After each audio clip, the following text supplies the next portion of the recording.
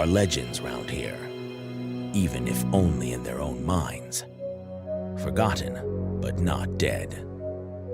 Some have tried to stop them, but they keep coming back, coming to entertain you.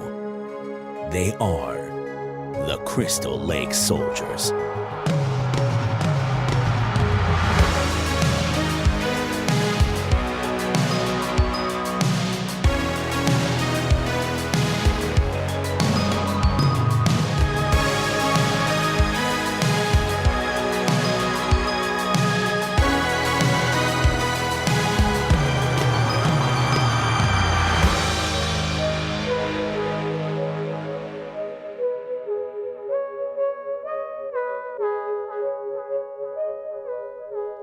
Well, welcome back to another episode of the Crystal Lake Soldiers podcast.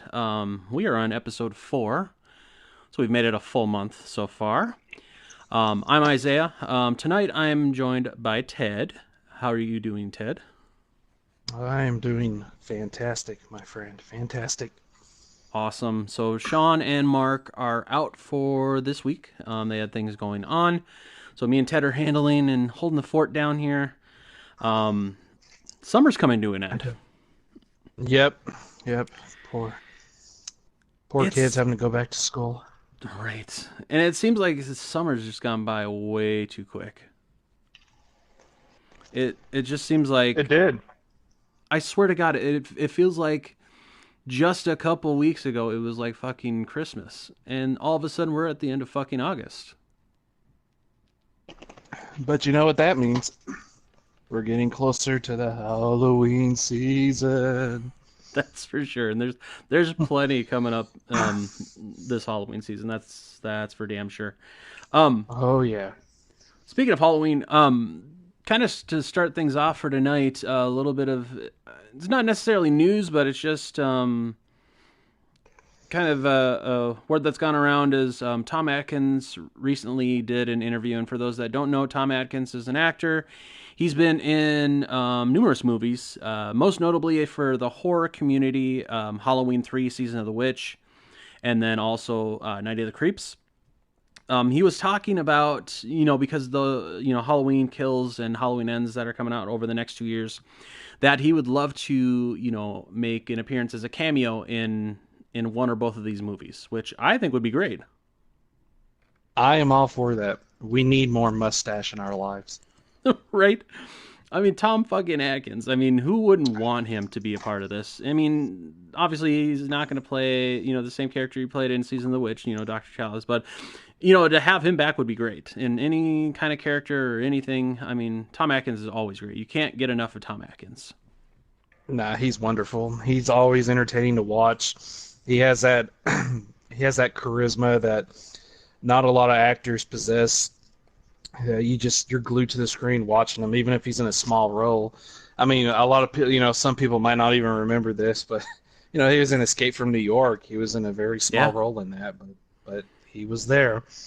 And of course, he had one of the main leads in The Fog. You mentioned Halloween 3, Night of the Creeps, and he's done a lot of TV also. I remember he did an episode of Xena Warrior Princess back in the day, for goodness sake. Yeah. So he's been around. Of course, the My Bloody Valentine remake, which... Yep, definitely. Which has already been 10 years now, too. It's hard to believe, God. but yeah. Time just needs to stop flying so much. But yeah, I mean, that would be great if Blumhouse, Universal and all them can get him on board. I mean, he wants to do it, so why not bring somebody from the past in a new role? I mean, we've all heard about Danielle Harris wanting to do the same thing, come back and everything. But I think I'd rather see Tom Atkins definitely come back.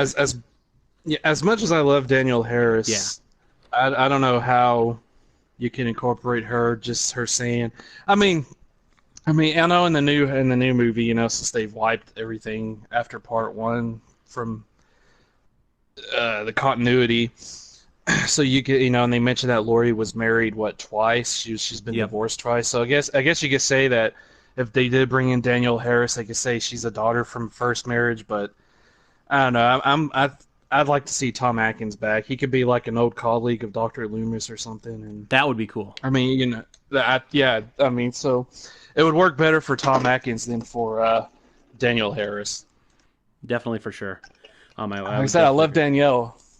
Yeah, I love Danielle. Don't get me wrong; she's a fantastic actress. She is very. I mean, she's one of the best actresses that only the horror community really knows about. You don't hear any mainstream talking about her, but she's better than, in my opinion, she's better than most of the mainstream actors that, you know, they get role after role after role, and it's just like, well, they can't, you know, I don't know why they can't act to me, but she can actually act. But exactly. And she's one of the nicest people you could ever meet too. I mean, you know, she does all these conventions and stuff, and everybody just, you know, has nothing but nice things to say about her. I mean, she's a great person. She's a great actress. And if she were to end back up in the Halloween franchise in some shape or form, pun there, it would be great. But, you know, at the same time, for me personally, I would just much rather see Tom Atkins more than Danielle Harris. But, I mean, if we got both, that would be great too. I wouldn't complain if we got both. I mean, I would not complain. Right. You know, speaking of Halloween, you know, PJ Souls, you know, who was Linda in the original Halloween, she's in a new horror movie that's actually coming out here in September that she stars in with Tony Todd. The movie's called Candy Corn. It's basically, it kind of takes place during, you know, the Halloween season. There's a Halloween haunt that comes, you know, through town. It's like a weekend event or whatnot. And basically what happens, there's this kid who gets bullied every year, you know, by obviously these bullies, and it goes too far this year. And then, you know, the kind of the tagline for this is that on Halloween the dead are free to walk the earth. So, you know, of course, shit ensues and stuff after, you know, stuff happens, and you can see all this in the trailer. I'm not spoiling anything. This is all in the trailer. Yeah. You know, somebody, you know, does this, I don't know if it's a seance or whatever the fuck it may be. And then of course shit starts happening. People start dying and lots of gore, lots of blood, that kind of thing. So it's kind of, you know, just your typical, you know, Halloween movie. It looks good. It doesn't look bad. I'm sure people are going to either probably love it or hate it. You know, I mean, I find with myself for movies, I'm not that hard to please, so I'm probably going to enjoy it. I'm probably going to check it out. It's coming out September 13th for a limited run in the theaters, but it's also going to be followed quickly by a Blu-ray and VOD release on the 17th of September. So right after it's in theaters, it's going to be released on Blu-ray and video on demand. See anything you like? Yeah, candy corn. That's what I like. I'm definitely in for that. Kind of reminds me of The Barn, which was an independent film that taking place on Halloween, monsters coming back. Not really the kid being bullied angle, but yep. Linnea Quigley's in that movie. She has a small role. Ari Lehrman, who is the first Jason, of course, he's in that movie too. So it kind of gives me a Barn vibe to it. It's cool. I enjoy stuff like that. Yeah, I think it's going to be a good kind of low budget, you know, Halloween flick, which is kind of what we need. Because, yeah, I mean, other than that and 3 from Hell, I mean, there's not a whole lot really coming out, at least for this year, for Halloween season. Yeah. But it's good that we're at least getting something. It seems like the way things are, a lot of it's in September because I guess I don't know. I'm not a what do you call it? You know, my mind just went blank. I can't believe this. I'm not a accountant. That's the word. Accountant. I can't believe. I'm not an accountant. I don't work for these studios, but maybe there's some sort of revenue thing where, like, you release something in September, more people are inclined to go than. Or you're going to make more money back. I don't know. I mean, it's weird.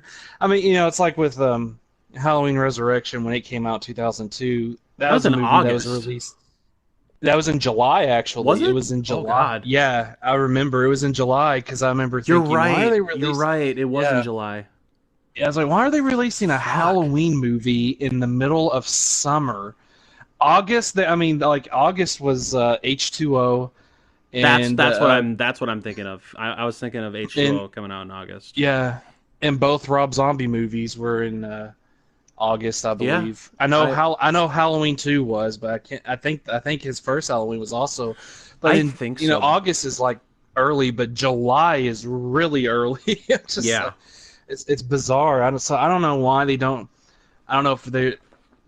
It can't be competition because they're all being released in the same month. I don't know why they're Right. not releasing this stuff in October, but Yeah, I don't know. it doesn't make a whole lot of sense. But I mean, we're getting No. movies, so I mean, you can't really complain. Yeah, I right? mean that's one thing to be. Yeah. So, kind of moving on into some more kind of collectible news because me as a collector, I'm always scouring things, trying to find what's new, what's coming out soon. One thing that kind of caught my eye is, and it's kind of horror related, but not really. Um, Hmm. Now there's this company by the name of NECA. They're big into creating these collectible action figures, props and different things like that. I mean, they've been around for a long time. They've made everything from horror movie figures to like props from like the Friday the 13th movies, the Freddy movies. They've released molded masks for like the Jason masks. So they've released like part 3, part 4. They released part 5. They've released Jason X, the remake Jason mask, Freddy versus Jason. I mean, they've even done the Freddy glove, so they've done the remake glove, which I've bought. They've also done the original Nightmare glove from the first movie, as well as Dream Warriors. So they've done a lot of things. So they have a big presence on the convention scene, especially with like Comic Cons and whatnot. And they like to do a lot of exclusive stuff, especially for like the Comic Cons, whether it be San Diego or New York or whatnot. And so in October is coming up New York Comic Con, and they're doing this set. It's Batman versus Joker Alien figure set. So it's based off of the 1997 comic mashup from DC and Dark Horse Comics, where it was Batman versus Aliens. And so you've got a Batman figure, which looks like it's straight out of the comic books, and then you've got the Xenomorph figure that's molded to be like a Joker version of it. So like the top of its head is all green. It's got red around its mouth or mouths to kind of simulate that, and then it's like kind of white too to basically simulate that it's like the Joker. So it's kind of an interesting set. It feels like it could be something that's going to be for some people. It's definitely not going to be for everybody. It's definitely unique, but I thought it looked pretty cool. I regret not getting because I don't collect figures, but I do regret not getting their NES Jason because I still have my NES game, the Friday 13th NES game. Oh, so that is one thing I regret not buying. Well, because that would be cool. That's something you can actually get right now. They sell them exclusively at GameStop. They basically re-released the Nintendo Jason and the Nintendo Freddy. And the Jason one still plays the music when you open the box, just like the exclusive one from San Diego Comic-Con. So it's basically the same thing, just redone, and of course it obviously doesn't have the exclusive for San Diego Comic-Con or whatever on it, obviously, because it's a reproduced figure. But yeah, it still has everything that it had, and it actually has more stuff and more detail, and it has the music that plays when you open the box, which is awesome. Because I bought that. Yeah, that's really cool. I bought that in May because they released them in May, and I'm glad I got them because I finally got them. It's been a long time because I've been wanting both of them, and I missed out on both of them. I don't think the Freddy was an exclusive, but I just never got it when it was originally released, and so I definitely picked up both of them. The boxes look cool, just because they look like the fucking Nintendo boxes, that they're in, which is great too. Yeah, it's awesome. Yeah, people can crap on that game. I really enjoyed the NES Friday the 13th game. Oh god, I played the shit out of that game as a kid. Yeah, I I love fucking it. wore that cartridge out. I still have mine. It still works. Oh It's wow. fun. Yeah. I uh I wish I had the Nightmare on Elm Street NES, but I never owned that one. I only got to rent it when I was a kid Okay. That was my over first video game. Castlevania. That was Oh, it was? let me Nice. let me rephrase that. That wasn't my first video game, but it was my first video game that I bought personally. So I remember Oh, going okay. into Funkoland, which is the precursor to GameStop, because Mm-hmm. they turned into GameStop. I went in there, saw that game, and it was allowance or something like that, and that was the first game I bought, and I was so happy that I bought that thing. Because that was another one I ended up playing a lot too, was the Nightmare on Elm Street one, because that one, of course, because Freddy, the Nightmare on Elm Street series is my favorite series of all of them. So, yeah, I fucking played the shit out of that game. But kind of staying along with NECA here and horror figures, another horror figure that they're getting ready to release, because kind of a little bit of a backstory with their figures and stuff, because they've been making a lot of figures for a lot of years. And in recent years, they moved away from like the, what do you call it, the clamshell packaging, the Mm-hmm. plastic packaging, and with just like a piece of paper, cardboard thing on the inside of it. And they started, well, not only that, but with their figures, because they started putting more articulation in the figures and putting different props in the boxes with them. And they're basically labeled them as ultimate figures. And so they've been doing these ultimate figures for probably about four or 5 years now. I think their first ultimate figure was the Nightmare on Elm Street 1 Freddy. I think that was the first one that they started doing. So they've done a bunch of the Freddy Kruegers. They've done a bunch of the Jasons too. I mean, they've got everything from Baghead Jason, Part 3 Jason, Part 4, Part 5 Dream Sequence Jason. Ooh. Yeah, Part 6 Jason. And they've got a couple others coming out too. They've got a Roy Burns figure coming out finally for Part 5 to go along with the Nice. Dream Sequence one. Finally, Yeah, Roy gets exactly. some love. They've got a remake one too, so they got the remake Jason and the Freddy versus Jason that they just released recently. So I picked up all of them except for the Roy Burns one, because that one's hasn't released yet. But Mm-hmm. last year, they, for Halloween 2018, they released obviously Michael Myers, and it's been the first Michael Myers figure that they've done in quite a while. And so they released that. That was huge. I mean, that one was kind of hard to find at first, and then they brought it into Targets and whatnot, because they've got a partnership with Target. So I found mine there. I actually bought two. I got one that I took out of the box to display, and then I've got one in the box that I was originally going to get signed when I went to this convention down in St. Joseph, Missouri. I never got that signed because I ended up buying a freaking canvas print of the Halloween 2018 poster that they released for San Diego Comic Con. That was rare to find, and I had everybody sign that instead. But, anyways, so they released the Halloween 2018 figure, and then they ended up releasing an Ultimate Laurie Strode figure, which was a big hit too. So not only did we get a Michael Myers figure last year, but we also got a Jamie Lee Curtis actually Laurie Strode figure, and so that was a big hit. And so this year, in quarter 3 of 2019, so sometime probably within the next few months or so, they're releasing a Halloween 2 Michael Myers figure. So this is the Dick Warlock Michael Myers figure, not to be confused with the Tyler Mane Rob Zombie Halloween 2. This is the original Halloween 2. And so with this figure, it comes with your, it comes in the box with the display and, the display box and all that.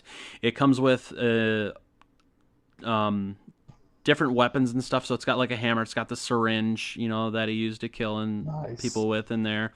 It's got alternate hands so you can pose it differently if you're displaying it.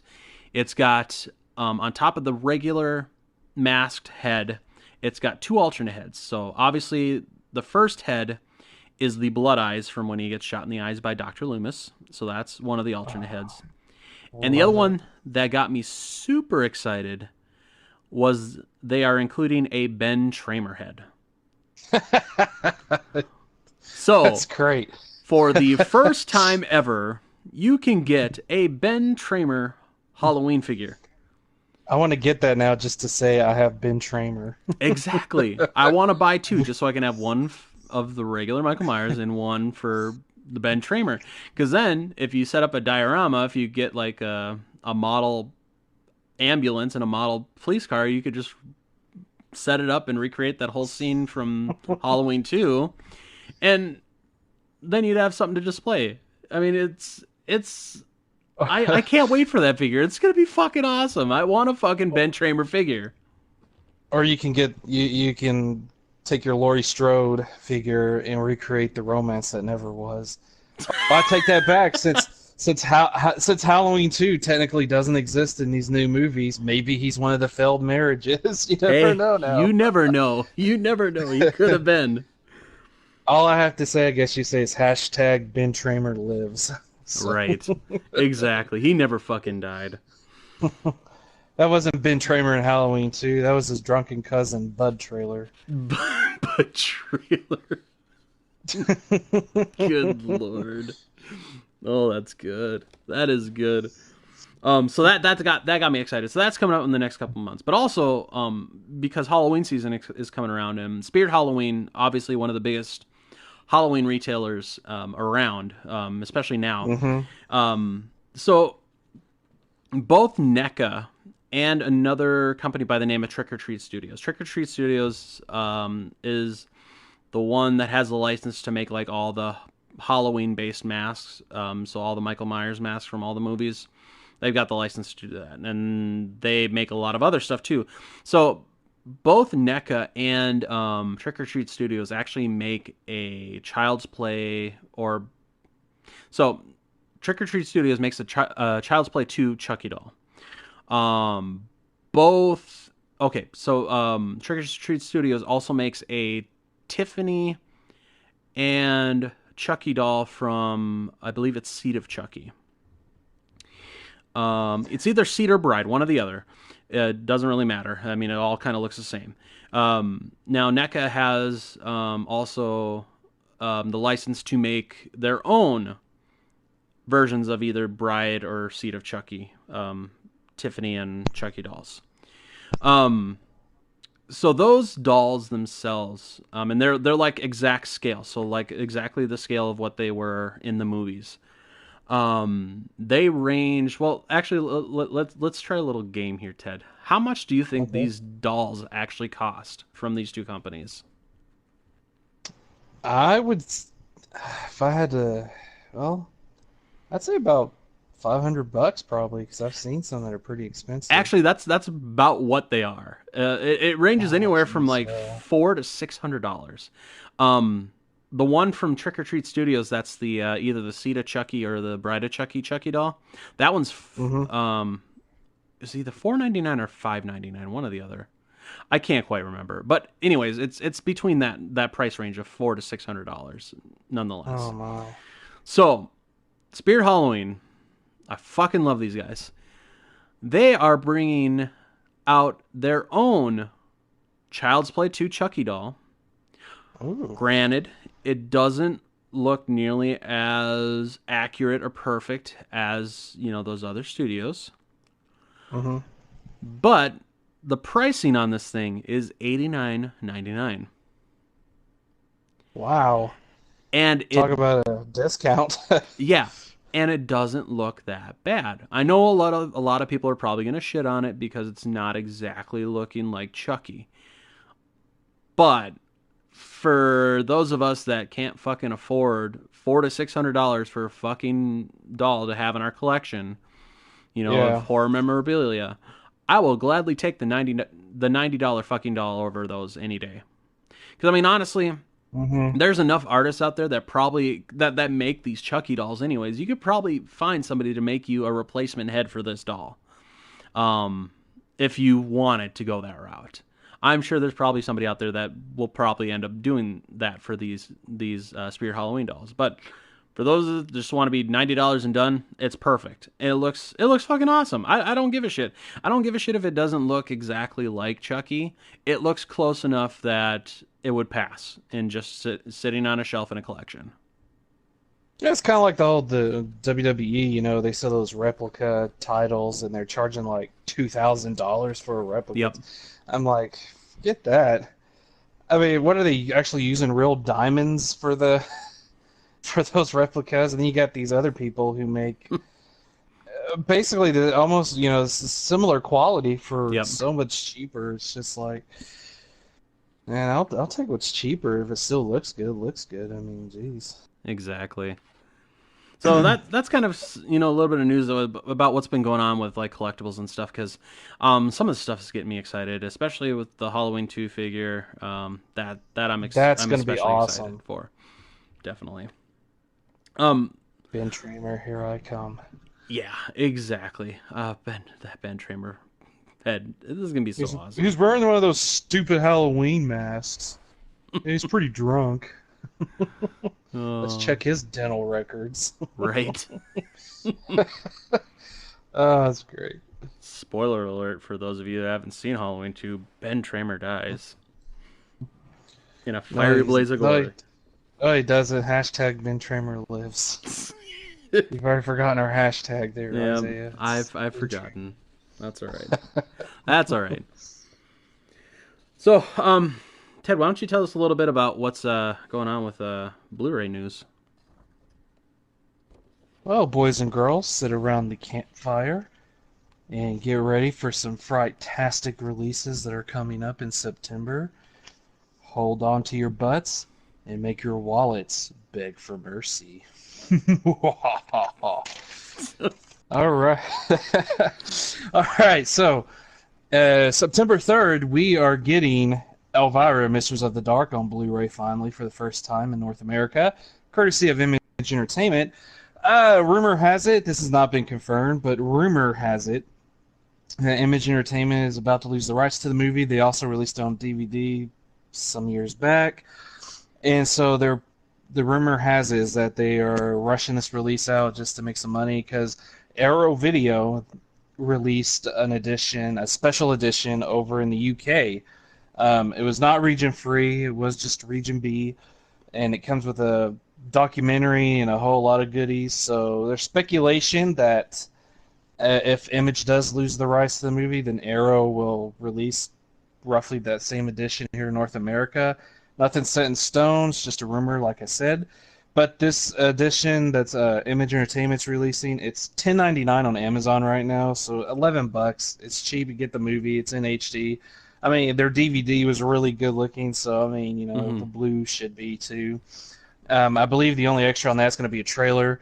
But then, 2 weeks after that, September 17th, Arrow Video is releasing 3 movies. First, we'll talk about Who Saw Her Die, which is going to be released in 2K. It's an early Giallo flick. It's going to contain both the English and Italian dubs, awesome titles and credits. Yep, Arrow goes all the way. You're going to have a new commentator by author and critic Travis Crawford, and you're going to have new interviews with the director Aldo Lara, Nicoletta Elmi, co-writer Francesco. These are Italian names, so I'm butchering them already, so please forgive me, everyone. Francesco Barilli and author and critic Michael McKenzie. You're going to have trailers for both the English and Italian, and you're going to have a poster and a photo buster gallery. The next release I am very excited about is Wes Craven's The Hills Have Eyes Part 2. Awesome. Arrow is releasing that in 2K also on September 17th, and it's a full-blown massive edition. The same thing they did with the original Hills Have Eyes that they released about 2 years ago. Oh wow! It's going to have a new audio commentary. It's going to have a new full documentary called Blood, Sand, and Fire, which features new interviews with Michael Berryman, Yanis Blythe. Of course, they were in the movie. They were the actors in the movies. Production designer Dominic Bruno, composer Harry Manfredini, and a unit production manager, first AD John Callis. Of course, you're going to have a trailer, still gallery. It's going to come with 6 postcards in this Oh, edition, jeez. a fold-out poster, and a 40-page booklet. Now, Wes Craven's Hills Have Eyes Part 2 is not the most highly regarded movie, and for good reason. It was basically an unfinished movie, so it really was just rushed into theaters. Yeah. I mean, this movie is where the dog has a flashback to the first movie, people. This is what we're dealing with. But the fact that Arrow still gave this movie so much love, you have to respect them for it. Right. I mean, I have it. I've pre-ordered it. I can't wait to get it.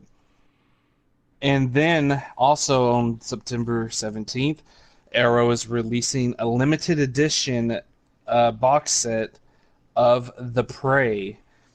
That is a slasher movie. Carol Strucken, who played, he's mostly known for playing Lurch in the 2 Addams Family live-action movies with Raul Julio and Angelica Houston.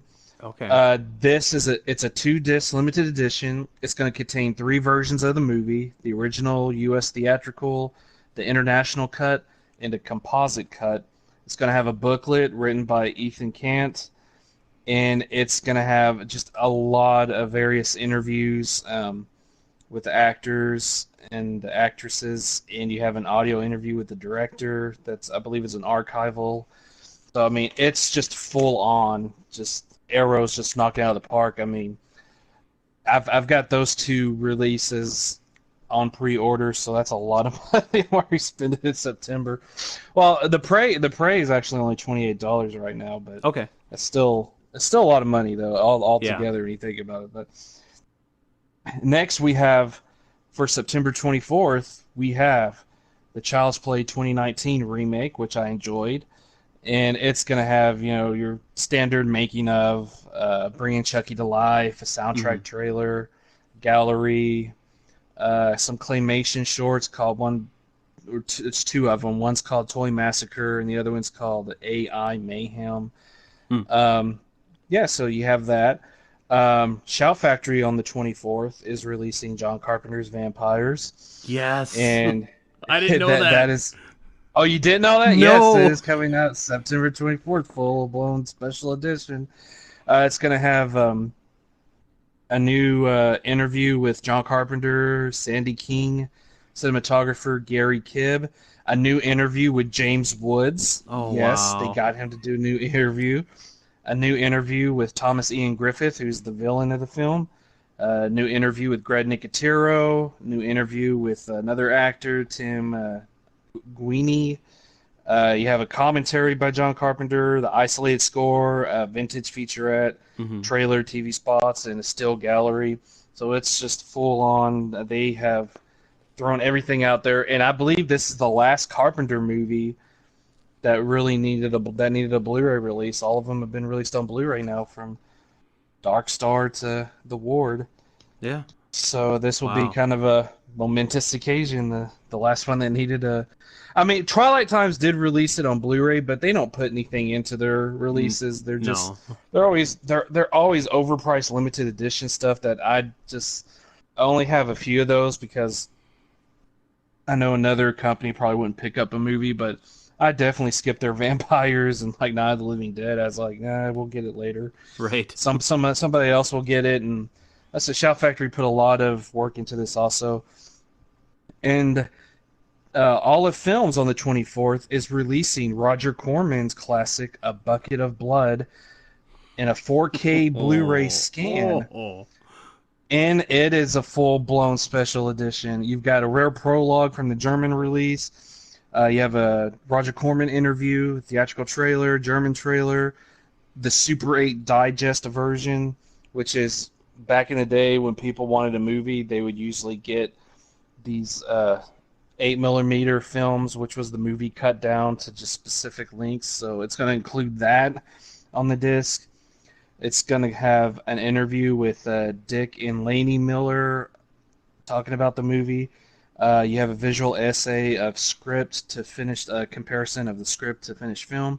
You have another essay done by Calum gosh, I can't pronounce his name. Vatsdale, who basically did the documentary. Was it the documentary or the book? Well, it's The Lives of Dick Miller. You have an archival audio interview with the writer Charles B. Griffith, a gallery of newly discovered offset photographies.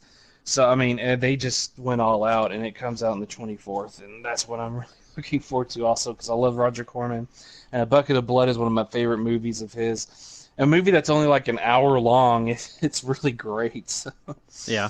And then, finally, on September 30th, Vinegar Syndrome has 4 releases coming out that day. First, we have The Vineyard, which is going to have a 4K scan. And it is going to contain a new interview with the director and actor James Hong and producer-actor Harry Moak. A new interview with co-director William Rice. New interview with cinematographer John Durlam and a theatrical trailer. Then they're releasing Beyond Evil with a 2K scan, and it's gonna have a new interview with the director. Yeah, it's gonna have a new interview with director Herb Fried, new interview with producer David Bond, and the trailer. And they're releasing in 2K Bloody Sect, which is a foreign film. Okay. I believe it is a Spanish film, and it's gonna have the original Spanish soundtrack included, and it's gonna have newly translated English subtitles. And it's going to have a commentary with film historian and author Kat Ellinger. And finally, one that I'm looking forward to is Pledge Night is getting a 2K scan release from them. Good old Pledge Night. That is an acid trip of a movie. It's bizarre. Yeah. Like the first half of that movie is basically we're going to say Animal House, and then it just turns into a slasher film. So bizarre. Like halfway through, that's what people... But they are releasing that, and it's going to have new interviews with the director, the writer, producer, 2 of the actors, and it's got a trailer. And so September, as you can tell, is chock full of goodies that we are getting, surprisingly. I never thought Pledge Night would ever get a Blu-ray release, much less a 2K scan. Right. Like, holy crap. This is amazing. I just love that artwork of Pledge Night with the hand coming out of the toilet holding the banana. So that tells you what type of movie you're in for if you watch it. So, good late 80s shenanigans is what I gotta say. But yeah, so your wallets are going to be hurting next month if you want more than like 2 or 3 of these. So yeah, that's for sure. But that is it for the Blu-ray releases for September. A lot of goodies. A lot of stuff to look forward to, everyone. Good Lord, it's hard to think that September's almost here. I mean, I can't, like I was saying in the beginning, I can't believe how quickly fucking summer went by. I mean, it just... Literally, it feels like we were just talking about, because you had just gone on your vacation, from work and whatnot, and obviously you just recently went back, and it's just like it didn't even feel like it was that long of a time. No, it didn't. It didn't even feel like I had a vacation because pretty much not a lot has changed either. So it feels like just jumping back into work was just like another day. Right. When I went back, it was just, because kids are coming back to school, and so I'm just like, we're all starting again. So here we go again. Rolling back into the shit. Just gotta get the paperwork and all that good stuff done. It is an exciting time. Even with summer ending and whatnot, it is an exciting time because Halloween's almost here. Obviously, the holidays are Fall is good. my favorite time of the year. Yeah, that's what I say. Same. Definitely same. Summer's definitely a close second, though, and that's kind of what we're talking about today. Is we are talking about movies, specifically horror movies that take place in the summer. Now, we're not going to be discussing like the normal ones that you usually associate with summer. So we're not talking Friday the 13th, obviously being at a summer camp or, that. We're not talking about I Know What You Did Last Summer, because I fucking hate those movies, as we've discussed in the first podcast. You know, so those are kind of ones that we're staying away from, the ones that you typically normally socialize with, you know, summer, you know, kind of the more the mainstream ones. So we're going, you know, a lot of it's more independent. I'm sure there's going to be probably a few that you have heard of. But these are going to be the top 10 horror movies that we've picked that have to do with being in the summer. And so this is going to be a kind of a two-part thing. So we're doing part one tonight, and then part two will be next week to kind of wrap up and end August on a high note, and end summer on a high note with the final 5 selections for our top 10 summer horror movies. So to kick things off, we are talking about a wonderful movie from the year 1979, directed by David Schmoller, who's famous for Puppet Master, as well as a bunch of short films. I mean, I didn't realize that he didn't really do much, you know, movie-wise, other than this movie and Puppet Master. And he really did, like, do a lot of short films, and that was kind of really about it. But we are talking about Tourist Trap. Love Tourist Trap. Tourist Trap is one of those movies. Go ahead. No, so I was just gonna say the best movie about mannequins. It really is, and that was kind of what I was gonna talk about too. It's kind of a weird movie. The first time I seen it, I was kind of like, "What the fuck?" But at the same time, I love the movie so much, and it just captures so much of it, and it's so fucking weird. Honestly, you know, Chuck Connors, who plays kind of the villain in this, Mr. Slauson, he plays it just so weird, and he's just so kooky and weird. It just makes it so good. This also, and for those of you who don't know, Chuck Connors, kind of a little background about him in case you don't know, he was known for other movies like Soylent Green, Old Yeller, Flipper, Airplane 2. He was also in another summer-based horror movie, Summer Camp Nightmare. And he did he started doing quite a bit of horror movies kind of in his later age, didn't he?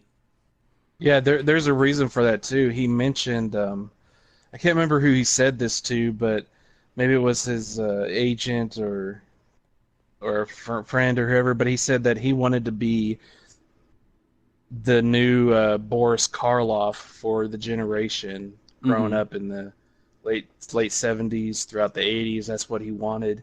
So that's why he started doing a lot of horror towards the end of his career, because he wanted to be, you know, Boris Karloff essentially.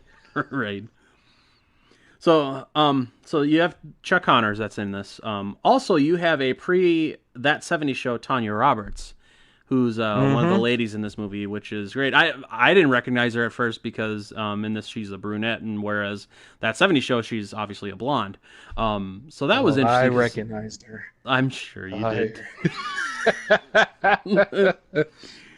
Surprisingly, you know, with this movie, and I didn't realize this at first until I started doing more research on it, I didn't realize it was a PG movie.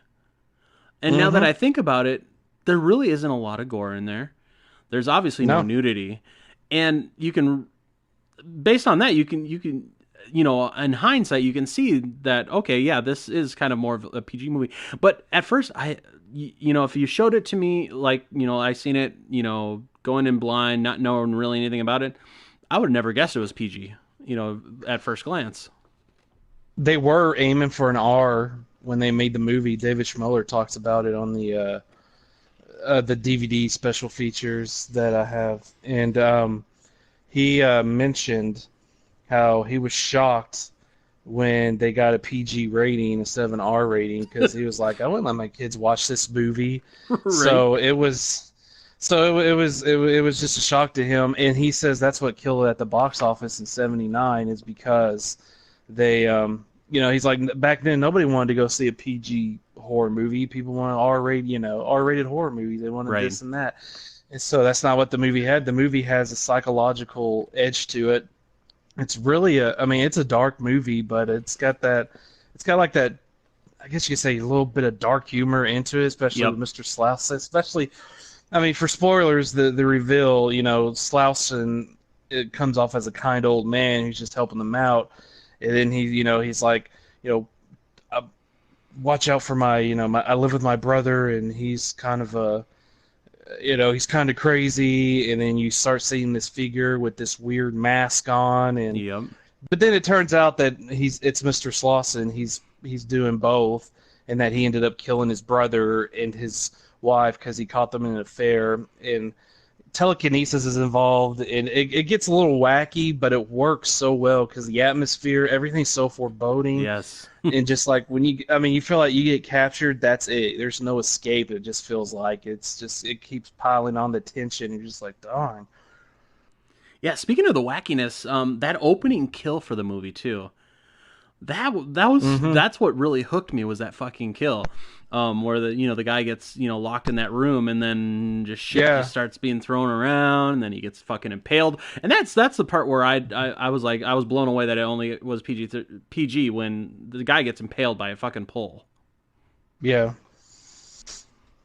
But, yeah, and that goes back to just no escape. I mean, the door just closes and locks on him, and that's it. Yep. He's trapped, and all that crap starts flying at him. It's a great opening to the movie, and it just lets you, know this is what we're dealing with. We're not dealing with something light here. Yeah, this is something more devious. Yep, definitely. And there's plenty of stuff in that movie that we could really talk about. I mean, there's, where the chick's shackled up down in the basement and gets her face painted. Oh my God, you want to talk about claustrophobic? Yeah, and then the Slauson talking was, "Oh, you'll start breathing heavily." You know what his dialogue is like? You'll start breathing heavily, then your heart will start slowing because you're not getting. Just like, man, this guy's just freaking evil. Jeez, you're closed off from the world. Everything's dark. Just like, oh, jeez. PG, the movie's so creepy.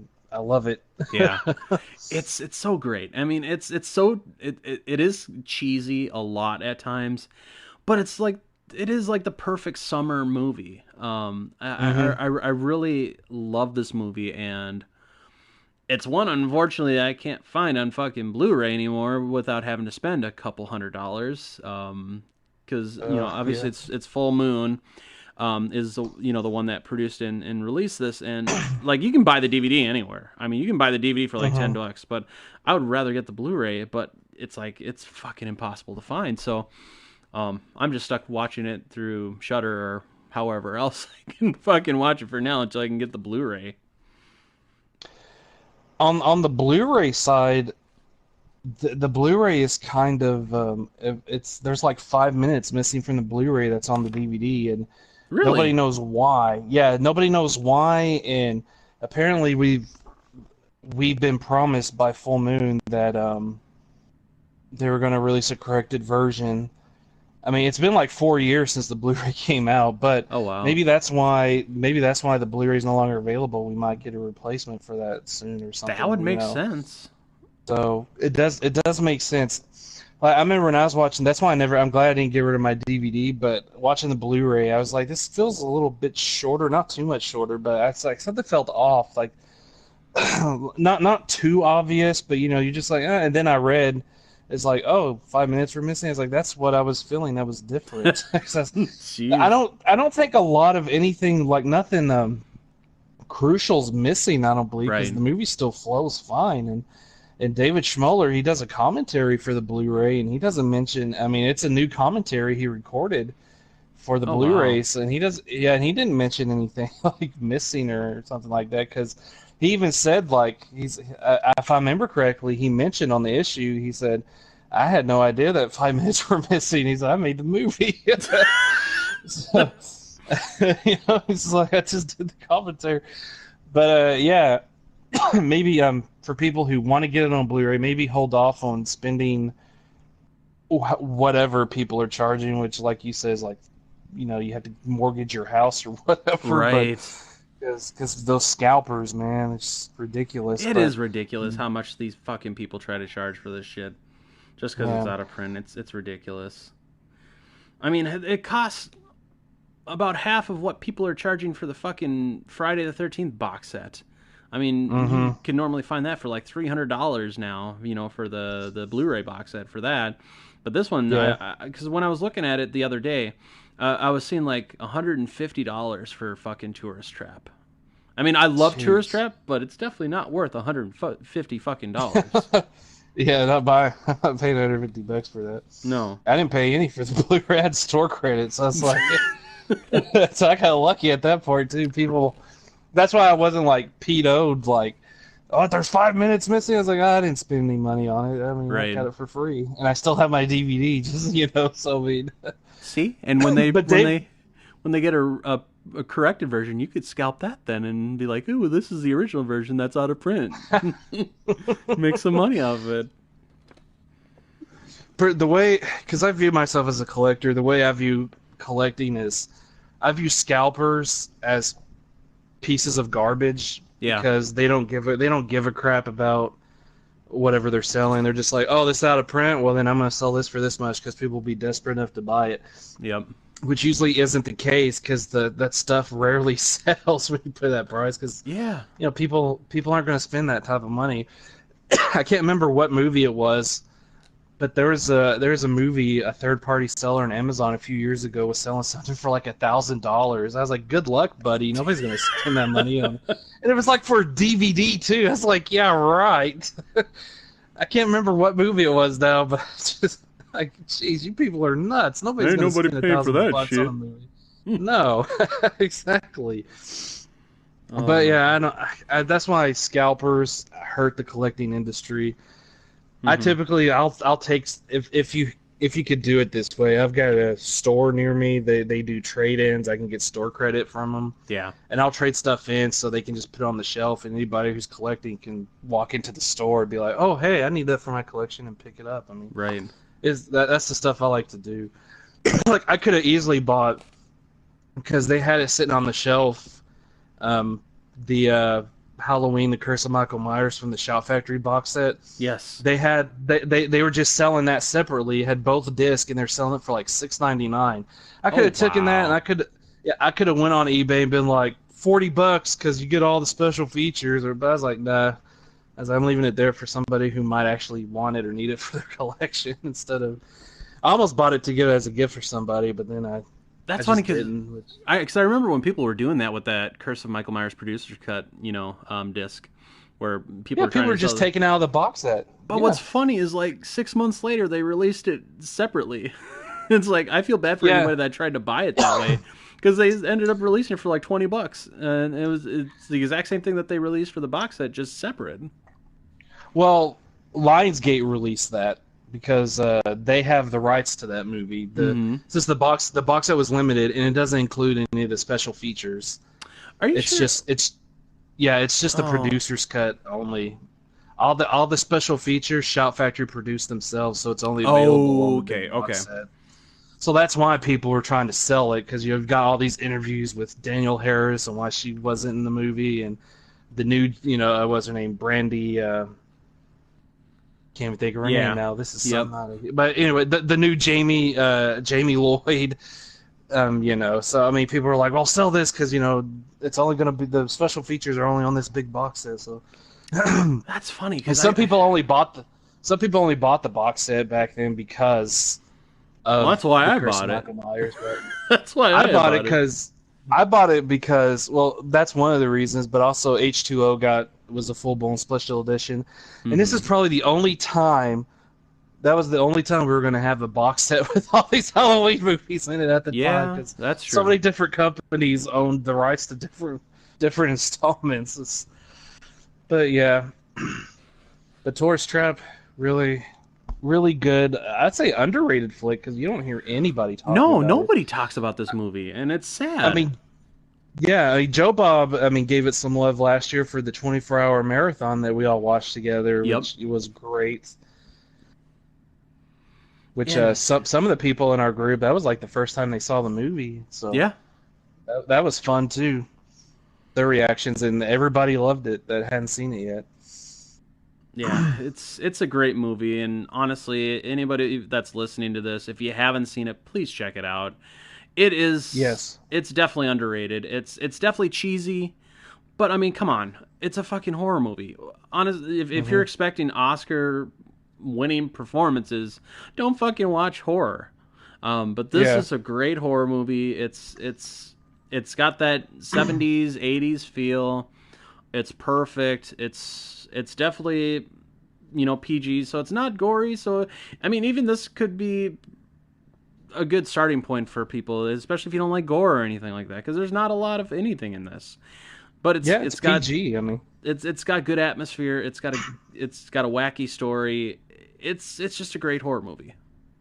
Yep, I agree. So kind of moving on from Tourist Trap, our number 2 pick for tonight. So once again, this is our top 10 horror movies that take place during the summer, or summer horror movies, however you want to put it. We're doing 1 through 5 tonight, and then next week we will finish up with 6 through 10. So our second movie is from 1981.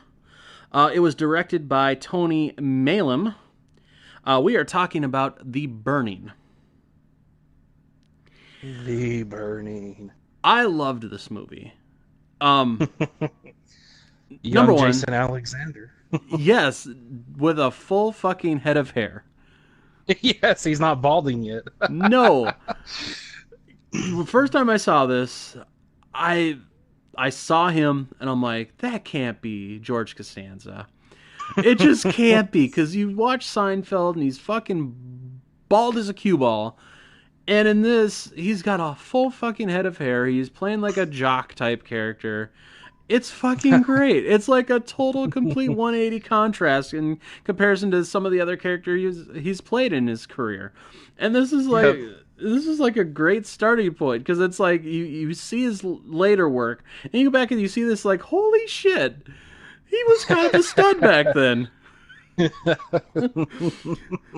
But this one, so Tony Maylam directed this. He didn't really direct a whole lot of things. He did a lot of documentaries, though. A lot of documentaries. And so this is, The Burning is based off of Cropsey, which is a story that was kind of told around the New York area. It's basically a New York urban legend. They would tell it at a lot of summer camps and stuff like that. Basically the story starts out, previously, where they got this camp. I don't know if you want to, a camp janitor or whatever. He's like a groundskeeper or something like that. Yeah. And they're playing a prank on him. They talk about how he's always drunk and all this stuff and all that crap. So they're playing these kids are playing a prank on him as he's sleeping. They have this head, put candles, and it's got like worms and shit all in there, and they put it right next to his bed. And, he wakes up, he sees the head, he's freaking out, and knocks the head into his bed, starts his whole bed on fire, sets him on fire, and then he runs out, blah, blah, blah, blah, rolls down the hill, whatever. And so, he ends up, being taken to the hospital, really badly burned, doesn't really heal properly or whatever, and he wants to seek revenge on children, at summer camps and whatnot. So that's kind of the premise of this. And this is another Tom Savini's done a lot of makeup effects. This is another one that he did, which is great too. I mean, his effects are always good. Yeah. For the rest of this episode, I'll refer to him as Groundskeeper Willie, because that's what he reminds me of anyway. Yeah, kind of. Definitely. I must save the wee turtles. Someone save me from the wee turtles. They're too big for me. Yep. Yeah, The Burning. It's everything you said. I mean, it is a slasher flick. The characters are likable. Jason Alexander, I love his character. His character's funny, just in a different way than George Costanza, as you said, Right. a 180. You only really have one character you don't like, the jerk character who just thinks he's the stud or he's the tough guy, whatever. He's the only character you Mr. really Premature Ejaculation. hate. As Sean would say, two pump chump. But Yeah, it's a good movie. The effects are good. You have a young Fisher Stevens from the Short Circuit movies. Oh yeah, He's in yeah. this movie too. Yeah, he's the one who gets his fingers cut off by the garden shears during the That's big right. raft massacre. Oh, that That's fucking scene. yeah. That scene built up so much, and it's so intense as they're coming up to that fucking canoe. Oh my Yeah. god, that's like the best scene in the whole movie for me. I mean, it really does a good job of building the suspense going up to there, and when he just pops out of there and just starts fucking going to town, it's like the payoff is just amazing. Yeah. Number 5 couldn't save Fisher Stevens that time. Nope. Yeah, I think it's funny too how Tom Savini said he purposely did The Burning to avoid doing Friday 13th Part 2 because he thought Friday 13th Part 2 was stupid. Which personally, this is my personal opinion, Friday 13th Part 2 I prefer to The Burning, but Right. The Burning's still a good slasher movie, but it's just funny. He's like, oh, Jason's running around, that's stupid. I'm going to do The Burning. Just imagine that conversation when they're calling it like, hey, you want to do Friday 13th Part 2? No. I said, no. Oh, I'm thank doing you. The Burning. Doing The Burning. They were like, oh, okay. I think they filmed, like, both movies were filmed, like, really close to each other, too. I could be wrong. If I remember correctly. It might have been. I don't really know on my end, so I can't say for sure, but it might have been. But I mean, overall, with this movie has got like kind of everything that you would typically want, especially with like an 80s slasher movie. I mean, you got the setting. Obviously, it's in the summer camp, kind of like Friday the 13th. Why he chose to do this over Friday the 13th Part 2, I don't know, because it's basically kind of the same story. It's like serial killer, summer camp, so on and so forth. But I mean, Specific reason. He said it on camera. He says, I thought it was stupid that Jason was running around, so, I either had Friday the 13th Part 2 or The Burning. He's like, I did The Burning because I thought it was a stupid idea. That's exactly why, but then, he came back for the final chapter because he's like, well, I technically created Jason, so I get to kill him. I'm just like, I wonder how much money they paid you. That's my question for that. But, yeah, that's old Tom Savini, though. Yeah. So, I mean, you got the setting, like you said, the characters, no, you said that about the last movie, but even the characters in here are likable. Obviously, you got Jason Alexander. I mean, you got kind of every span of aspect of characters, too. I mean, you've got the geeks, you got the jocks, you got the girls, the cheerleaders, whatever the case may be, nerds. Kind of a little bit of everything. The music is great in this movie too. You got that classic '80s, synth, kind of horror music. That's awesome. It's got the TNA too for those that like to watch these movies for that. It's got a lot of that in there. It's kind of got everything for everybody, and obviously the thing that sells me on this is definitely the kills in this movie. I mean, like you were mentioned before with that raft scene, the kid getting his fucking fingers chopped off, limbs coming off everywhere, throats being slit, people being impaled by those scissors. I mean, you've got everything. Even right down to the end scene, you got the killer walking around with a fucking flamethrower. I mean, in the abandoned mine that they found to film in. I mean, you got that too, and then him, the big reveal of his face towards the end too. I mean, that fucking makeup was great. Because obviously Tom Savini does a great job, and then him being burned alive at the end. I mean, it's got everything. It's overall it's a decent movie. I mean, it's not the greatest movie, but for early '80s independent movies, but for what it is, it's great, and it's a great summer movie too. Yeah. Moral of the story: don't burn groundskeeper Willie. Okay, people, don't pull pranks on the poor groundskeeper of these summer camps. They're doing their job. Okay, just leave them alone. Yeah, they'll come back to fucking kill you if you fuck with them. Well, that's the thing. He didn't kill the kids that did that to him. He was just killing a random group of kids that had nothing to do with his burning. Well, I mean, still, he did it because campers wronged him, so he's gonna go kill any campers he fucking can find. So I was just saying that adds a more dark aspect to it because these kids, they didn't do right, anything wrong. they were And innocent. he's just like, I'm gonna chop you up, Fisher Stevens. Your fingers are mine. They went, what? Right. Oh man, that's good. Yeah, I rewatched that movie today to kind of get ready for this, and I love it every time I watch it. It's one of those movies I personally just don't get tired of. It's just great, especially Jason Alexander. He's always great to see in this movie. It's just such a stark contrast to what he normally plays. So it's great. Yeah, he's always great to watch. Yeah. Jason Alexander. So kind of moving on from there, we're going back to the 70s. So we're going to the year 1977 for our next movie for number 3. This is an early Wes Craven film, and if you don't know who Wes Craven is, why the fuck are you a horror movie fan? But no, seriously. Wes Craven, Last House on the Left, A Nightmare on Elm Street, Scream.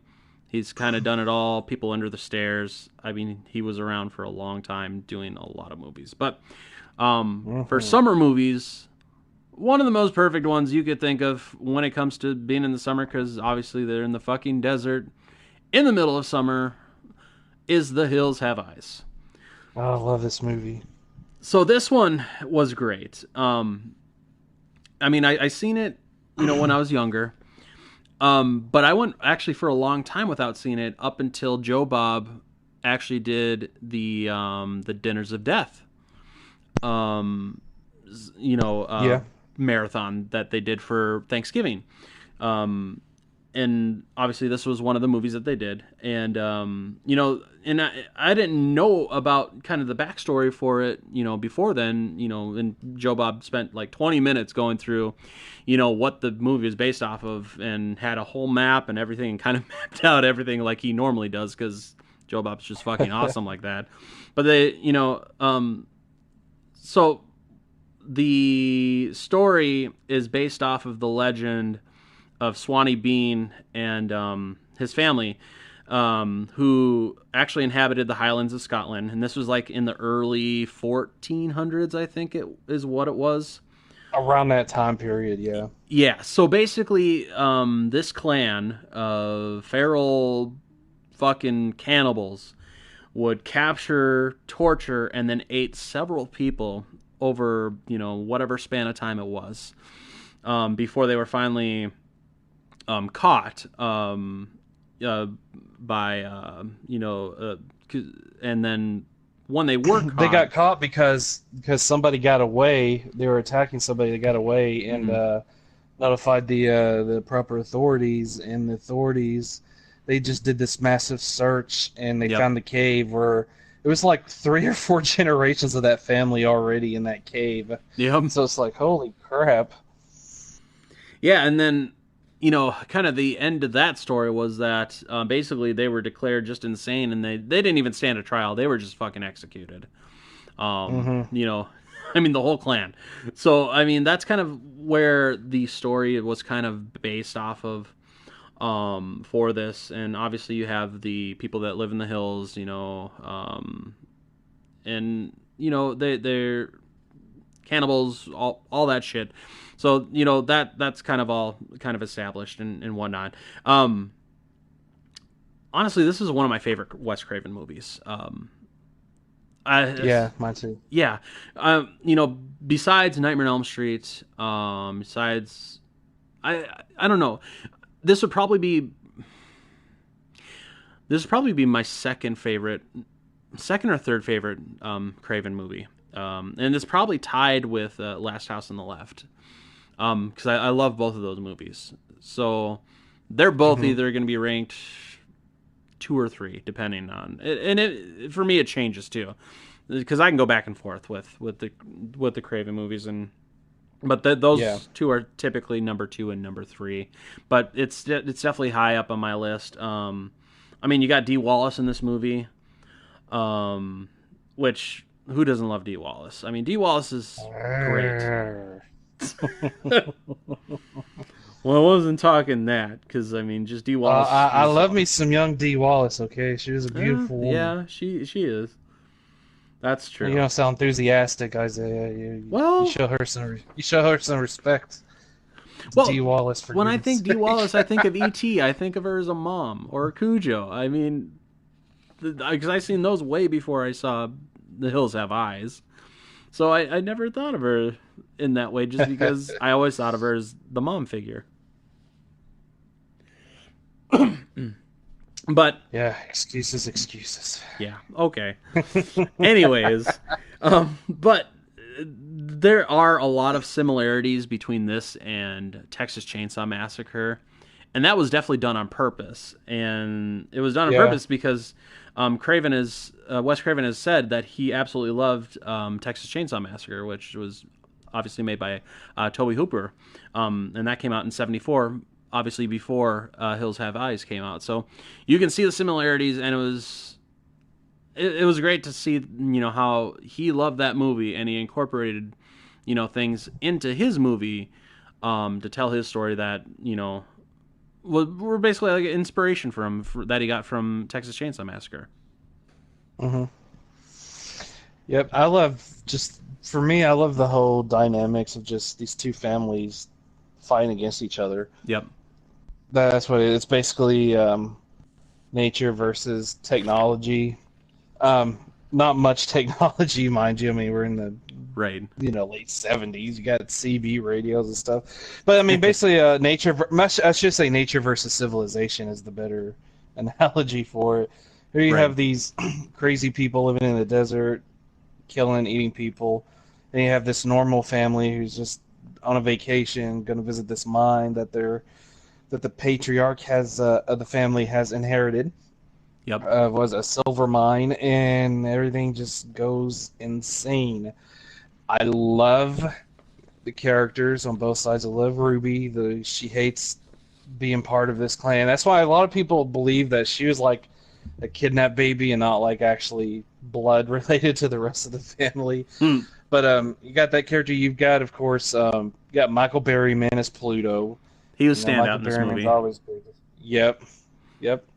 I love the story he has where he said that he went to just a screening of the movie, just in a normal theater, sit with the crowd, and he said that there was a woman sitting near him.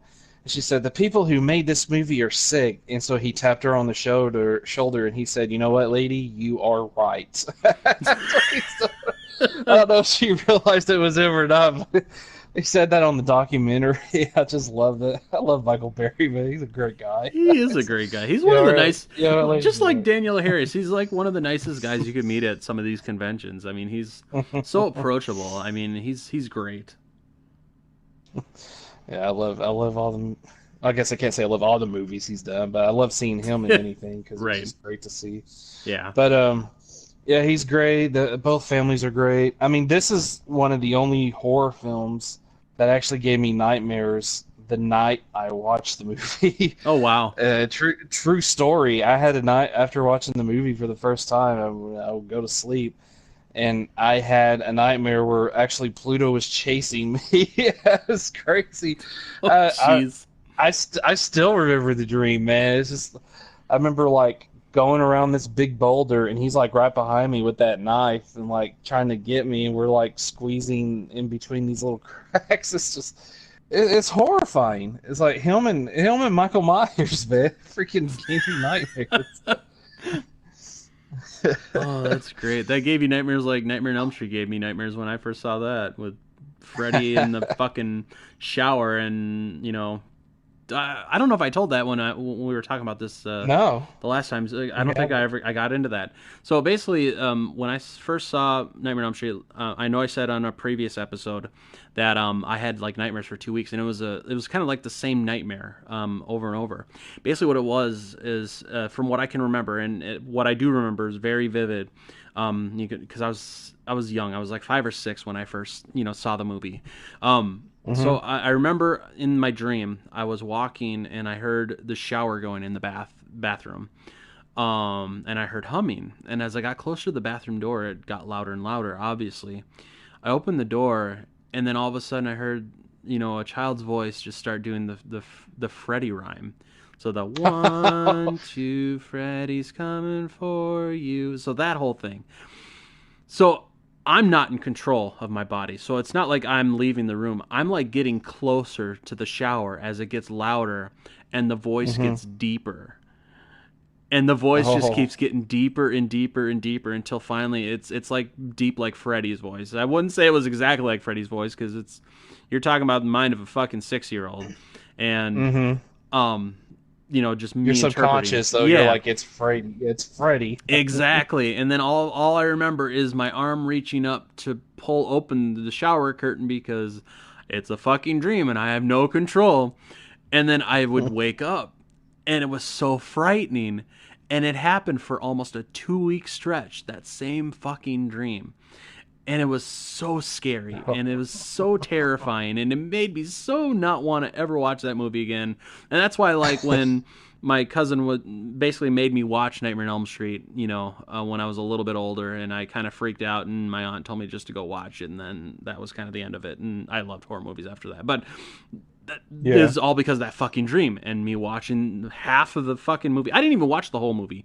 I watched half the fucking movie up until I think where they're going to go to where Nancy goes in the dream to go find Rod in the jail cell, basically when he dies. So that's kind of where I made it up to before I'm like, I can't do this shit anymore.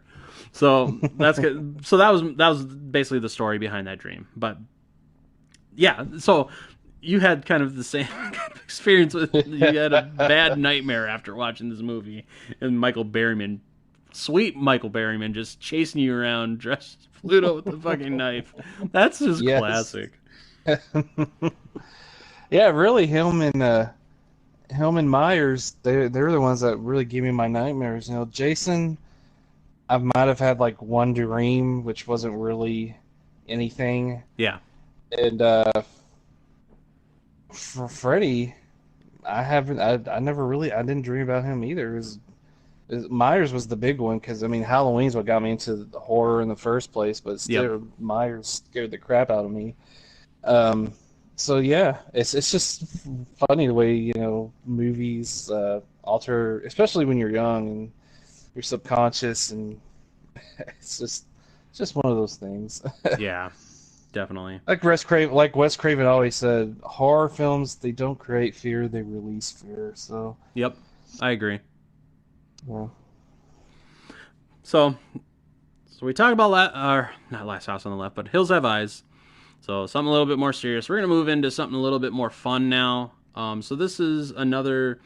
So number 4 on our list is actually 2 movies. It's the original and a remake of a movie. So we are talking about 1978 and 2010, respectively, Piranha. Obviously, the original one was from New World Pictures. It was directed by Joe Dante. Joe Dante, I'm sure you've heard of. He did Rock and Roll High School, The Howling, Gremlins, Gremlins 2, and then my personal favorite, The Burbs. I love The Burbs. And so, he's got a great filmography. He's done a lot of work. And the one thing with this movie is Roger Corman made this, obviously, after Jaws came out. And he said that this was his homage to Jaws, basically. And what's funny is that Universal, even though he was making this as kind of like an homage to Jaws, Universal wanted to sue them for spoofing Jaws, but Steven Spielberg actually fucking loved the movie. Yeah. And said, leave him alone. That was Spielberg's response to Universal. Leave him alone. And because of Piranha, we did get Gremlins. If it wasn't for Piranha, we wouldn't have got Gremlins. Exactly. Or Gremlins 2. Yeah, who knows if he would have actually had a fucking career after that if we didn't get fucking Piranha. I would have never got The Burbs, and The Burbs is like my favorite comedy horror movie. And yeah, I would have never gotten that if we didn't get this fucking movie. And this movie's great. It's low budget. It's about as low budget as you could probably get for because Roger Corman, he loves his low budget B movies that he makes, and he's great at it. And I Yeah. wouldn't expect anything different from him. I wouldn't want anything different from him. If it's not low budget Nope. from Roger Corman, I don't give a fuck. This movie's great. That the big scene with in the lake and everything with everybody starting to get attacked by the piranha. That's always good. Yep. And I mean, Dick Miller as the owner of the resort. He's Yep. great.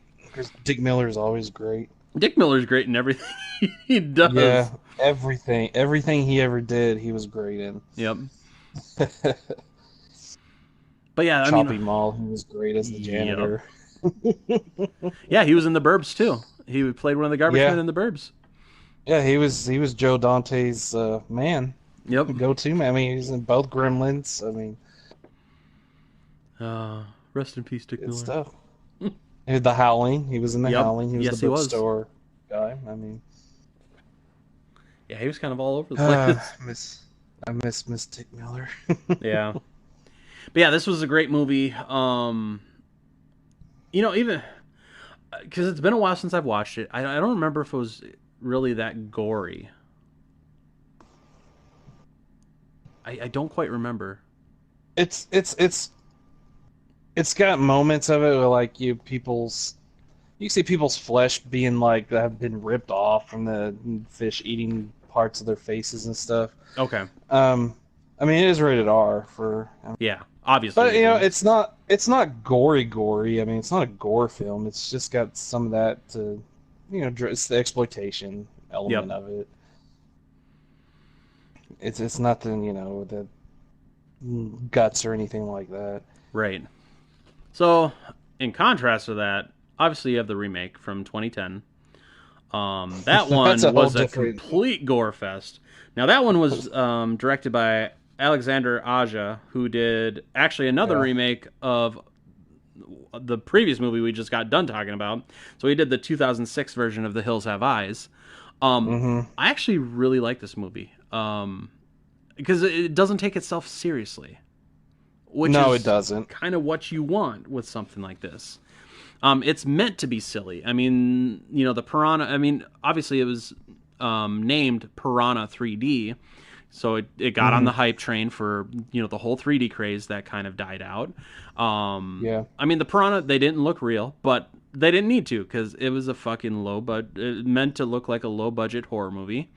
You have a lot of great actors in that movie. I mean, you've got Elizabeth Shue, you got Ving Rhames, Jerry O'Connell, Christopher Lloyd, Adam Scott. You even got Eli Roth making a cameo appearance like he does in a lot of movies. And then you've got Richard fucking Dreyfuss in the beginning. Wearing the same getup he wore in Jaws. Fucking fishing on a boat. I mean, it doesn't get any better than that. I mean, it's such a good fucking movie. I know a lot of people that I've come into contact with, they either love or hate it. I don't understand, why people would hate this. It's meant to be a silly fucking gory movie. It's just meant to be kind of a popcorn horror flick. It's not meant to be taken seriously at all. And that's never where it meant to be taken shines. seriously. Yeah. Yeah, it's just a goofy movie is all it is. It's not meant to be anything else. No Right. more, no less. One thing that Unlike the 90... Go ahead. I was just gonna say the one thing that really kind of caught me off guard with this movie, and I didn't know this until recently, is that the MPAA didn't demand any cuts from this movie at all. They didn't demand them to cut anything from this movie. I guess they've mellowed out since the 80s. I The know, 80s, but they were on a rampage for oh anything god, horror. yeah.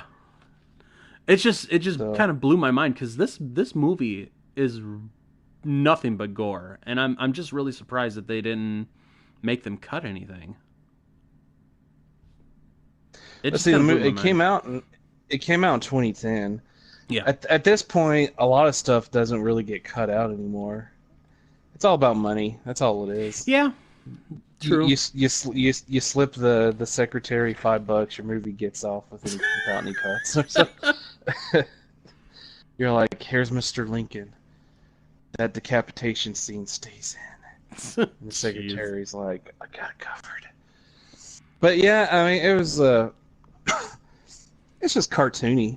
Yeah. Essentially, I guess it's like it's just a live action cartoon. Essentially, it's like the 1995 Piranha remake is basically just almost a shot for shot remake and takes itself seriously. Yeah. And so the 2010 version is completely different from that. Oh, it's a night and day, and it's well worth it. I mean, where else are you gonna get fucking Ving Rhames being like a badass, going out like a badass? I mean, he runs out of fucking shotgun shells, and he fucking takes the motor off the back of a boat and just starts fucking mowing down piranha in the fucking lake as he's being just taken under and just being destroyed by these piranha, just trying to get these people out of the lake. I mean, how more badass can you go out? I mean, than that. I mean, holding a fucking motor from a boat. Did you see the sequel? No, I haven't actually seen the sequel. Ving Rhames is in it. He lives. He He didn't lived? die. And yeah, Oh, wow. he's in the sequel. But he has titanium legs like Lieutenant Dan from Forrest Gump. Oh, okay. So he lost it. He lost his legs, but he's still alive. And Christopher Lloyd came back too for the sequel for a small cameo. Okay. The sequel, it's directed by John Gulager, who did the Feast movies. So he directed the sequel. And it's not really a long sequel. I think it's like just barely, I want to say like an hour and 10 minutes or something like that. I watched it once. Okay. And, but yeah, Gary Busey and John's father, Clu Gulager, they have a small role in the beginning. And the movies, I mean, the sequel's just as cartoony as the 2010 version. So, you know, but yeah, I think if I remember the town that the piranha attacked, like went bankrupt, and it's like basically a dead town now. Okay. And so it takes place like in another town where they're like opening up a water park or something like that. It's been a while since I've seen it. It's kind of forgettable, but yeah. I mean, it is a sequel, Piranha 3 Double D or Piranha Double D, however, you know. Yeah. Whichever version you get, but yeah, Ving Rhames lived. He's in the sequel. Awesome. Okay. And David Hasselhoff is in the sequel too, which was funny. I thought. That's I remember laughing at that. Okay, so that's the only thing I actually remember about the sequel was David Hasselhoff being in there. Because I remember. Okay, Yeah. so I did see part of the second one because I was in like a party room at a convention and they were playing Piranha 3 Double D or whatever the fuck you want to call it. And I remember it was him running into the fucking pool to save a kid or something like that, and they were playing the Baywatch theme. Yes. That's the only thing I remember from that whole fucking thing. From the small part I seen was that, and I'm like, oh god, that's good. Them just playing off the whole Baywatch thing was great.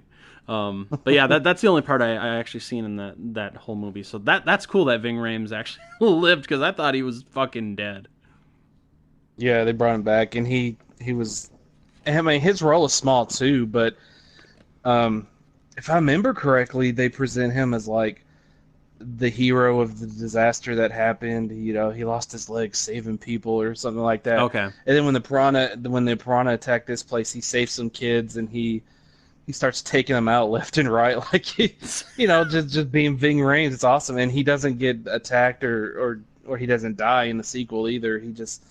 It's a really small role, actually. Okay. I think he only shows up at the end for the attack when they're presenting him, you know, and then the attack happens, and then, you know, he does this thing, saves some kids, and beats the crap out of some piranha, kills them. Wow. But I mean, it's cool that they brought him back. Yeah. No, definitely. Yeah, that's awesome. I definitely didn't know that. That's good. Yeah. Because I never even thought to look into the second movie at all for anything, but that's great. Going back to the remake though, so, and I you know, obviously it's a very gory movie, a lot of blood.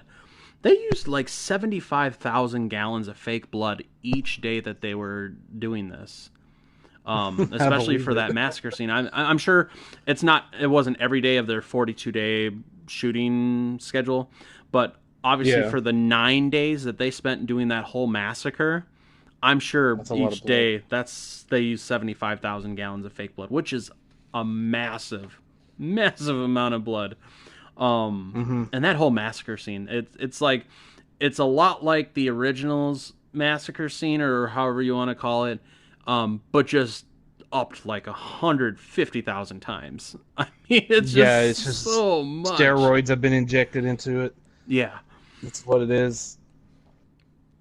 but They just went more over the top too and everything. yeah, which was great because it was just so out there. And then it's like some of those people, you're just like, yes, I want you to fucking die because you're such an annoying piece of shit.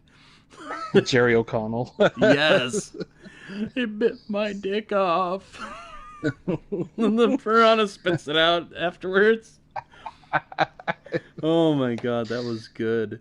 So one thing I was reading is that the director Alexander Aja was originally actually planning to have Joe Dante and James Cameron cameo as boat captains in here that were, giving safety lessons. And I the only didn't know that. That's great. yeah, and I guess the only reason why it didn't happen was because James Cameron was busy at the time, but Joe Dante really wanted to do it pretty badly. Nice. And that would have been a great, callback to the original one, and then obviously Piranha 2 that James Cameron did, which we won't really talk about that, but for obvious reasons. But that would have been a good callback to the original movies. I think that would have been great if they could have organized that and gotten that to actually work. Yeah, that would have been great. But yeah, Piranha movies, I absolutely love the original and this remake. I'm gonna have to check out the sequel to the remake just to get me some more Ving Rhames and see him alive and well and kicking ass like always. But yeah, so those are the ones that we chose for the fourth position on this. Because they kind of go hand in hand. I mean, it's basically the same story kind of done over again, just like you said, injected with steroids basically, and just pumped up to the maximum that it could be. That's how I view like Friday 13th Part 2 or Halloween 4. They just took the original and they just pumped steroids into it. Basically, yeah. So to kind of end things off here for our fifth and final one for tonight, and then we'll continue with the final 5 of our top 10 summer horror movies next week. So our final one for tonight, at the number 5 position, is from 1981, directed by Mr. Joseph Zito, who directed Friday the 13th Final Chapter, Blood Rage, Missing in Action, Invasion USA. Actually, this I didn't know. I didn't know that he directed the Alice Cooper music video for "He's Back," the man behind the mask for Part 6. Yes, he did. I didn't know that, and that was like news to me. And I thought that was pretty cool because I didn't know that he did that. But that was kind of exciting to find out that he did 2 different things with the Friday the 13th franchise. But we're not talking about Friday the 13th tonight. We are talking about The Prowler. And this is actually the movie that actually got him the selected to do Friday the 13th, the Final Chapter. Well, it showed that he could frame shots. Yeah. Okay, I'm being facetious. Yeah, I mean, look at the special effects on this sucker. I mean, he could film him. I mean, Tom Savini is in, of course, top form, as he always is, doing the special effects for this movie. And there's some brutal deaths in this movie. It's like, oh my goodness. Yeah.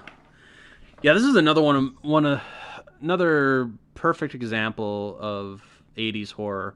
I mean, it has everything. And if you watch this and watch Friday the 13th Final Chapter, you can see that it's done by the same people. I mean, with Savini and Joseph Zito directing. It's got a lot of the same kind of feel. Obviously, it's not the same story. It's not in the same setting. You've got them, what was it, like a dance that they were at was kind of the big portion of it. For the college, it was like a graduation. And that's kind of where all this is taking place, is after a college graduation.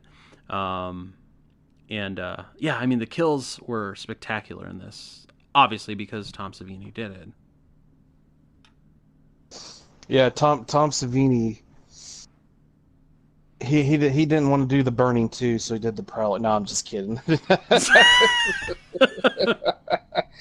No, Tom Savini. Of course, we've mentioned it already tonight before. His special effect work was always top notch, and there's some great stuff in this movie. Yeah. One thing that stood out to me is always that one death scene that took place in the pool. It's just so much blood. Yes. That one is definitely a memorable one. For sure. Yeah, with Savini, I mean, he did such good work in this movie, and he did say that he considers this like his best work that he's done in movies, and it's clearly obvious to see why. I mean, he did such a spectacular job with everything with this. I mean, from all the kills, all the design, everything, and it was great. I mean, I definitely would probably agree. For the most part, it probably was some of his best work. Now, I would probably say it's right up there with Part 4, because I love the effects in Part 4 too that he did. Especially, that ending scene in Part 4 for Friday the 13th, where the machete through the head and everything, and sliding down the machete. I mean, yeah, for 80s effects, you can't really top that. I mean, it was great. No. I will say, I think his best work would be Day of the Dead. I think that's his best work. Now that I think about it, yeah, I think you're probably right there. I mean, yeah, I think that probably would even top Final Chapter for me. Because, I mean, that's some good stuff in that one. Yeah, I mean, even to see how far he came from doing Dawn of the Dead to Day of the Dead. I mean, there's just a huge difference in how things were done for between the two even, and it looks so realistic with a lot of things in Day of the Dead. Yeah, I think I probably would agree with you there. That's probably his best work. But I mean, it's all kind of close with around that time frame with when they did this Final Chapter and early to mid 80s. Yeah, that I think that era was definitely probably his best work for special effects. Yeah, don't forget Creepshow too. He did Creepshow. Creepshow. Yep, also. Definitely. Oh, Creepshow. But yeah, Prowler, great story, great atmosphere. Everything about it's great. I don't think there's one thing about that movie that I can complain of. It's one of those movies that I will pop in probably once every few months to watch. Yeah, it's just that good of a movie. Yeah, it's got a really good atmosphere to it. But yeah, I mean, this is kind of just our list. I mean, we'd love to hear what you guys think, or even to hear what you guys think are going to be our final 5 movies that we're going to be talking about next week. Feel free to keep in touch with us through our Facebook page, facebook.com/CLS Podcast. We have our website, obviously, www.clspodcast.com. Reach out to us through social media as well on other channels. We just opened up an Instagram account. You can find us at CLS Podcast there, as well as on Twitter at CLS Podcast. But yeah, this discussion definitely is not done. Next week we should have Sean and Mark back, and we will be talking about the final 5 in our list of summer horror movies. But definitely we would love to hear from you guys and hear what you guys think. But until next week, we appreciate you guys checking out our podcast, as always, and we will see you next time. And, as always, children, see you next week. Thanks for joining us today for the CLS Podcast. Check us out at www.clspodcast.com or join in the conversation on social media with the hashtag CLS Podcast. Until next time, stay safe, campers.